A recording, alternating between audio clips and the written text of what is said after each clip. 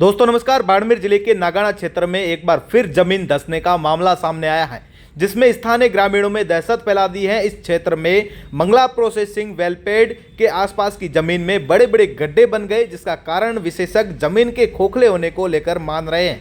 यह पहली बार नहीं है जब इस क्षेत्र में ऐसी घटना हुई हो। पहले भी कई बार इस जमीन फटने के और धंसने की खबरें जो है वो सामने आ चुकी हैं। बता दें कि नागाना बाड़मेर जिले का एक ऐसा क्षेत्र है जहां मंगला ऑयल फील्ड में तेल और गैस के निष्करण का कार्य बड़े पैमाने पर चल रहा है।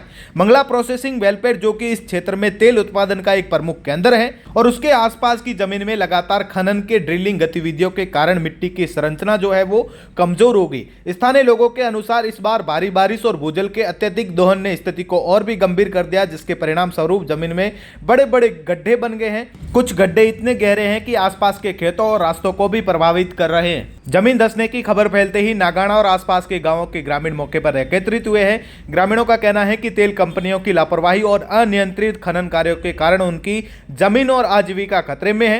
कई किसानों ने बताया कि उनके खेतों में दरारें पड़ रही हैं, जिससे फसलें बर्बाद हो रही हैं। इसके अलावा गड्ढों के कारण मवेशियों और लोगों के लिए आवागमन भी जो है वो जोखिम भरा हो गया है। एक स्थानीय निवासी ने बताया कि हमारी जमीन अब खोखली हो चुकी है। हर बार बारिश के बाद यहाँ ड्रिलिंग के समय ऐसी घटनाएं हो रही हैं। कंपनी वाले कोई सुनवाई नहीं करते हैं और प्रशासन भी अब चुप है। हमारी जमीन और घर जो है वो खतरे में है।